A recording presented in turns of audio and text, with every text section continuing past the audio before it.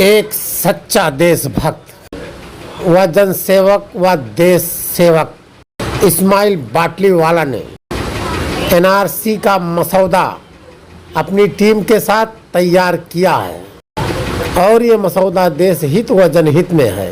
उन्होंने आसाम में हुए एनआरसी की फेक फंडिंग की है और वहाँ लोगों को परेशान होते देखा है, तड़पते देखा है, बिखरते देखा है।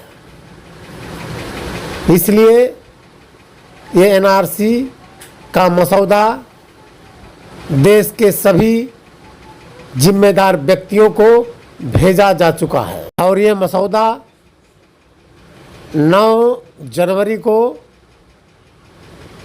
मुंबई के आज़ाद मैदान में मराठी पत्रकार संघ में प्रेस कॉन्फ्रेंस के जरिए रखा गया।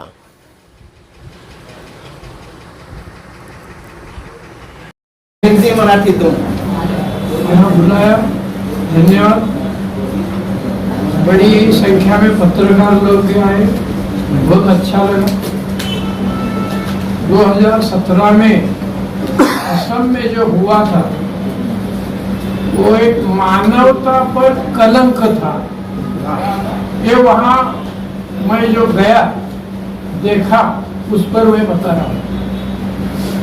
सितंबर के महीने में असम में जो कोंकण में बारिश होती है उससे 3 गुना बारिश रहती है।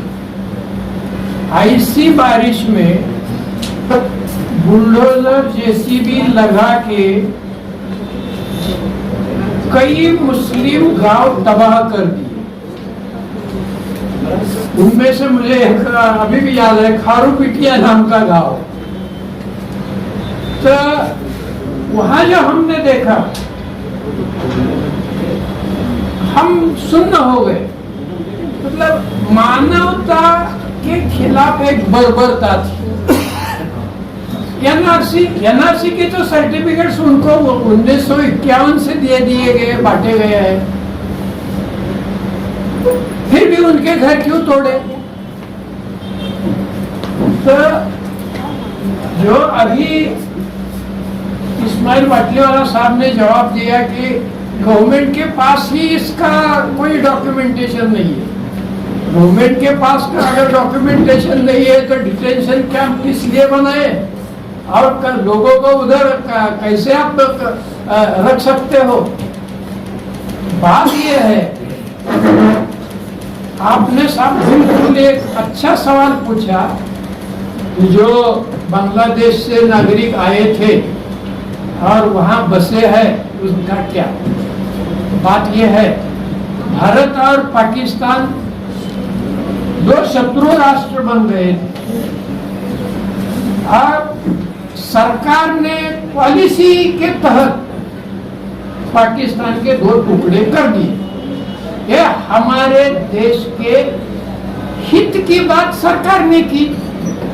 उसके लिए बांग्लादेश से जो मुक्ति वाहिनी के सैनिक थे उनको वहां असम में लाया गया, जंगलों में बसाया गया, वहां लड़ाई की ट्रेनिंग दे दी गई और बांग्लादेश को स्वतंत्रता मिल गई।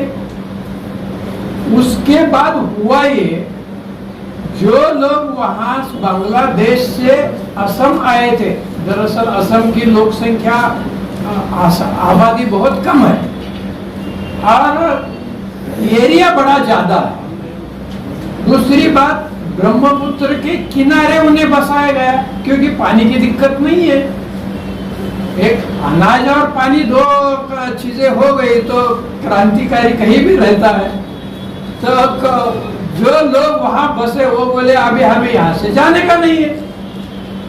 फिर सरकार के सामने सवाल खड़ा हो गया कि अब इनका करे क्या? तो मानवता के तहत उन्होंने बोला कि भाई ठीक है, हमारे देश में तो आबादी 70 करोड़ है, जो लोग आए हैं वो कितने हैं? 5-10 लाख है, ठीक है, रहने दो। उसके बाद हुआ ये कि ब्रह्मपुत्र नदी ने, उसकी एक खासियत है, हर साल वह अपना पात्र बदलती है और गांव के गांव तबाह हो जाते हैं।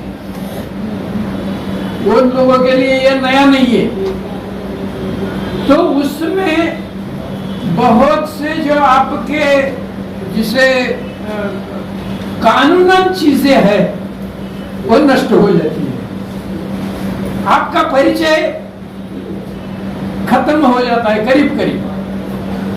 तो इन लोगों को अभी आप घर का कागजात, जमीन का कागजात कैसा मांगोगे? नहीं मांग सकते। जो 1971 के पहले लाके बिठाया गया, उनको आप 1950 या 51 के पहले से कागज कैसे मांग सकते हो? नहीं मांग सकते हो। दूसरी बात यह हो गई कि जैसे ही इन लोगों को वहां बसाया गया, जो बांग्लादेश मुक्ति वाहिनी के लोग उधर आए थे, उनको बसाया गया।